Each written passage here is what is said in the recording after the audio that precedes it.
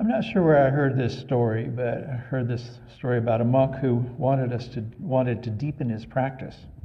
And so he decided that he would go live at this monastery where they diligently observed some very challenging austerities.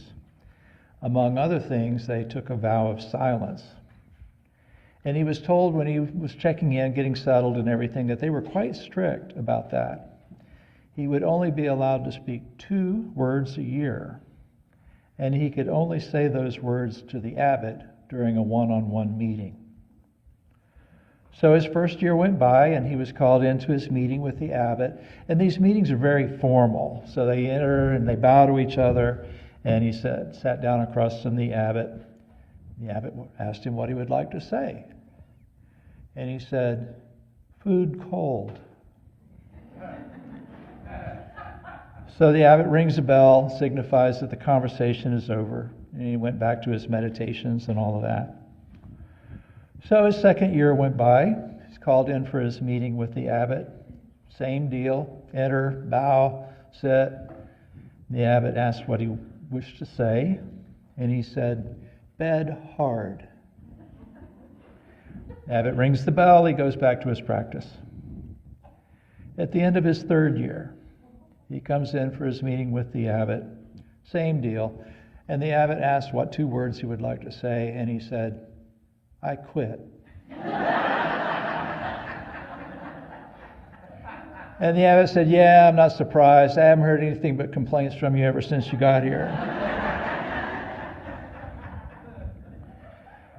So, obviously, this is not a factual story, but I think it contains some spiritual truth.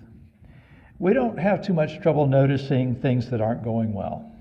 Cold food, lumpy mattresses, heavy traffic, all those things. In fact, I think we seem to be hardwired for it. We easily notice obstacles and difficulties, even when we know, if we're asked, that our lives are generally pretty good. And as my friend Greg Creech said in that reading, we often find reasons to take for granted and overlook many of the reasons that we have for gratitude. So with Thanksgiving just behind us and the rest of the holidays coming in, I thought this was a good time to think about what we have to be grateful for. And since this season emphasizes goodwill and generosity, maybe also a good time to be aware of the spiritual value of giving. So I titled my theme about giving and thanking as gateways to awakening. So this word awakening is kind of an interesting one. People will talk about awakening, enlightenment, nirvana, things like that, as if they're mystical experiences that come out of esoteric practices.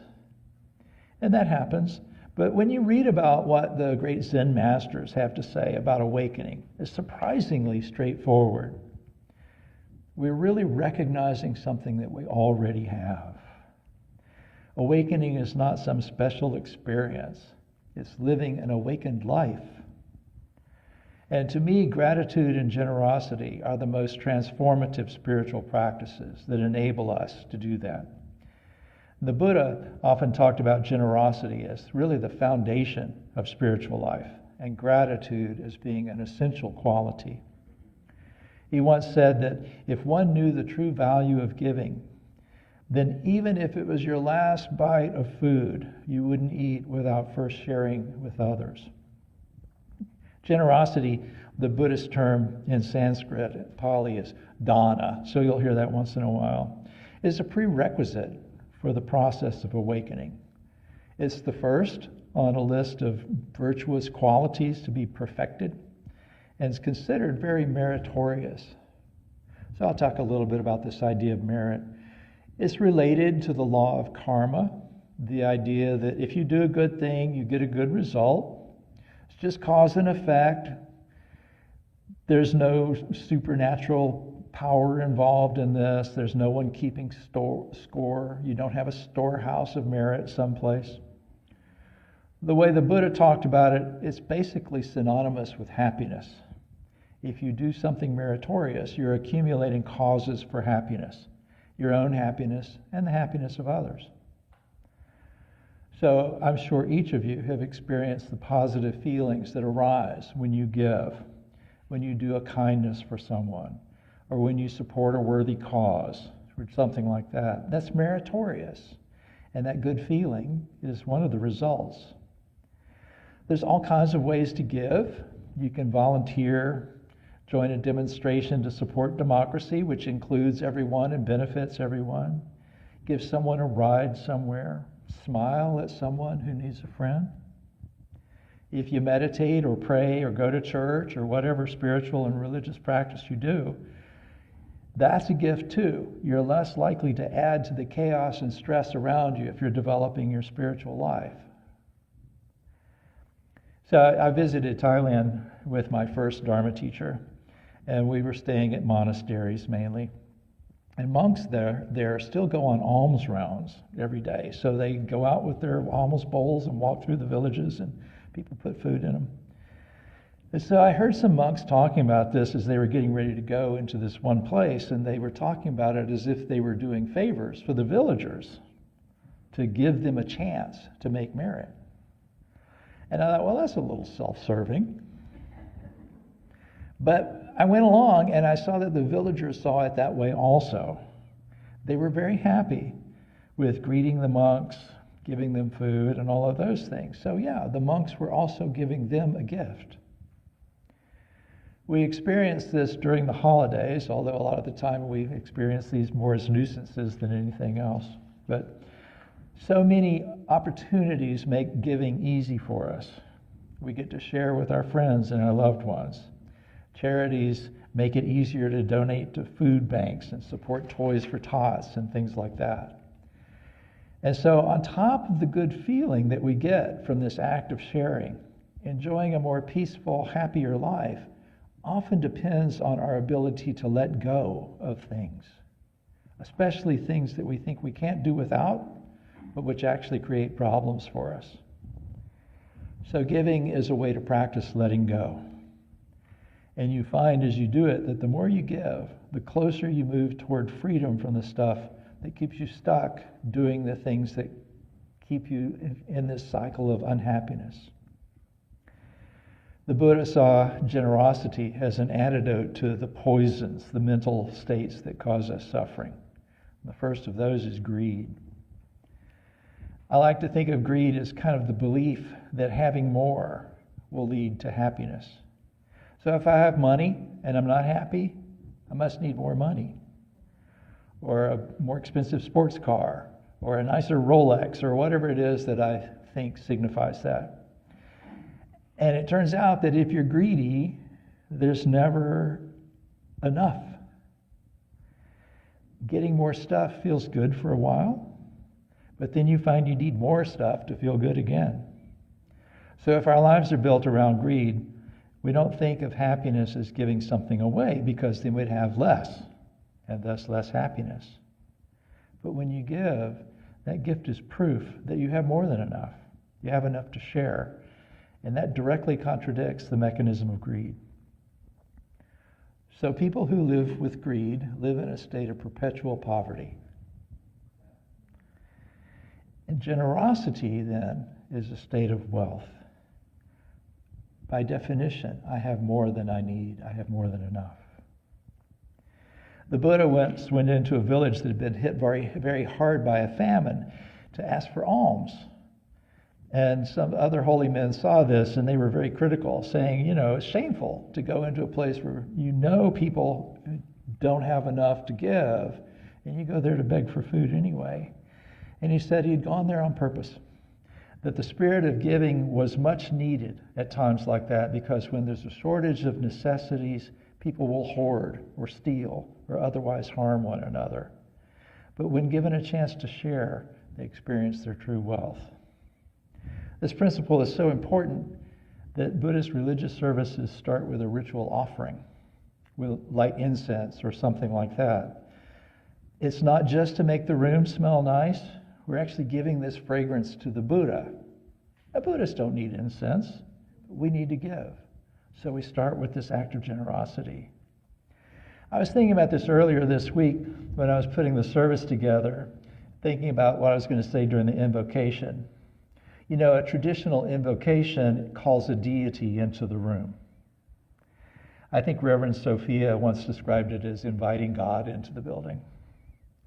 We don't quite do that in Buddhism. Our opening prayer really establishes that we're making an offering. So it's more like inviting the awakened mind to be present. We create that in our hearts, a sacred space for Buddha nature, which you might consider our most divine mental state, whatever that means to you, to allow that room to awaken. You know, the last 6 years before I moved up here, I was a university chaplain. And I started at the beginning of a spring semester. So just a few months later, I was told that I was to prepare an invocation and a benediction for commencement. So this is a big deal, you know, commencement ceremonies. It wasn't a huge school, but it was big enough that we had commencement in a football stadium. And there are thousands of friends and family in the stands. All the students and the entire faculty are out there on the football field. And, you know, the students have been working toward this for years. So this is really a significant moment in their life. And the chaplain is part of the platform party. So up on this big stage with the president of the university and the deans and the provost and all of those big shots. So I didn't want to mess this up. So I thought, okay, well, what am I going to invoke? What do I have them offer? I'll invoke gratitude. And it worked out. I got a lot of good feedback, including from the president. So I shared a draft of what I was going to say with the previous chaplain a few weeks before that. So Chaplain Michael was in hospice care, and I visited him regularly during the months before he passed. And so I shared it with him, and he liked it. But he warned me that the event coordinator was going to ask me to send her the drafts of whatever I was going to say, because she liked to put everything that was going to be said in this big black binder that would be up on the podium. And he said, I always have a backup copy in my pocket because I don't trust her. And I thanked him for that advice, and I did as he suggested. You know, advice from experienced people is often helpful. But I didn't need it. Everything was exactly as it was supposed to be. So after that, I didn't worry about it. So the act of giving and receiving its rewards helps us be more aware of the gifts that we receive. And so it naturally leads to gratitude. In the language of early Buddhism, the term for gratitude translated more or less literally to knowing what has been done. In other words, recognizing and appreciating what others have done that support us. And it was listed by the Buddha as one of the signs of a good person. He said, an ungrateful person seems to isolate themselves from the web of interdependence. And if you don't appreciate the good others have done for you, it's very unlikely that you're going to do good for others. So gratitude is really essential to meritorious action. Turns out science likes gratitude also. There's been research done by psychologists and stuff that show that practicing gratitude, things like keeping a gratitude journal, which probably some of you do, actually increases over time our overall sense of well-being. Now, as I said, we tend to notice very easily things that go wrong, but we benefit spiritually and emotionally when we pay attention to things that go right. If we experience the gifts that life offers us, as Greg suggested in the reading, then our experience of life is more positive.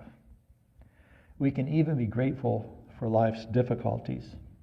If you have an argument with a friend or a family member over Christmas dinner, you can be grateful that you have ears to hear and a voice for arguing, and for that matter, that you have friends and family. Life often presents us with difficulties and concerns, but if we're paying attention carefully, we can always find reasons for joy. And if we're really paying attention, we can be grateful for both. So as I was getting ready to retire from my role as university chaplain so that I could move up here, I was on the platform party for my 6th commencement. We had 3 ceremonies that year. Graduate programs in one place, undergraduate ceremonies, 2 of them in the football stadium. And it was a really windy day, especially in the late afternoon for that 3rd ceremony. And it was nice having that breeze up on the platform. It would get really hot up there. It was late May, and in Florida, it's already hot and humid by then. So it's late in the service. The students have walked, collected their diplomas. The president has given his concluding remarks, all that stuff. We're standing there singing the alma mater. And I noticed that there's a bunch of loose paper blowing around on the platform. So the final notes of the alma mater fade. And I go up to the podium to give my benediction. And I look down at the big black binder. And I realize that those pages blowing around on the platform, that was my benediction. But remember how the former chaplain Michael had told me that he always kept a copy of his prayers in his pocket. I had been thinking about him earlier that day when I was getting ready for the ceremonies. And I thought, with 3 of these, there's a lot of stuff that could go wrong. So I closed the binder. I dug under my robe into my pants pocket where I had a folded up copy of my benediction. And as I joined the procession off the platform, I sent some thoughts of gratitude to Michael. As we left the field, the event coordinator, who is one of the nicest and most efficient, hardest working people I ever met in my life, came up to me, clearly distressed. She had seen what was going on with the pages in the black binder, and she was panicked. And she noticed that I had this moment of pause and stuff, and she was just freaked out. And so she wanted to know, was I okay? And she was so apologetic. And so I told her about my backup copy. And I said, you had responsibility for thousands of details today, and almost all of them went right. And you're really good, but you're not in charge of the wind. So if you want to practice with gratitude during the holidays, I have a suggestion. And this is a practice that I got from Greg also. Greg runs an institute in Vermont. I've known him for a long time. Pick a day when you'll be out doing stuff, shopping, meetings, things like that. And for that day, say thank you mindfully. So here's what I mean by that. We thank people all the time as we go through our lives, but we don't usually give it a lot of thought. It kind of happens automatically. Somebody opens the door for you, you say thanks, and you even forget that it happened. But this time, when someone holds the door for you, instead of just saying thanks, say thank you for holding the door, or thank you for helping me inside. I think you'll find that this makes you much more aware, as the ancient Pali says, of what has been done, knowing what has been done, understanding exactly what you're receiving from someone and its value to you. And so your sense of gratitude will probably grow. It has a side benefit of making the other person feel appreciated, feel seen. And so it's also an act of kindness. It's an opportunity to give. So there's your homework. It's optional, there's no grade, but I'd love for you to try it and tell me how it went. Even this human life is a gift. The Buddha once asked some followers to imagine a blind sea turtle swimming in the vast ocean. And somewhere in the middle of that ocean, a hoop, just big enough for the turtle's head to go through, is floating on the waves. For us to be born human in a place where we have a community like this one, where we can worship together, is as rare as it would be for that turtle to just happen to surface with its head through that hoop. So taking a moment to realize how fortunate we are to have this life can help us get the most out of this rare opportunity. So thank you for being here today, and thank you for your attention.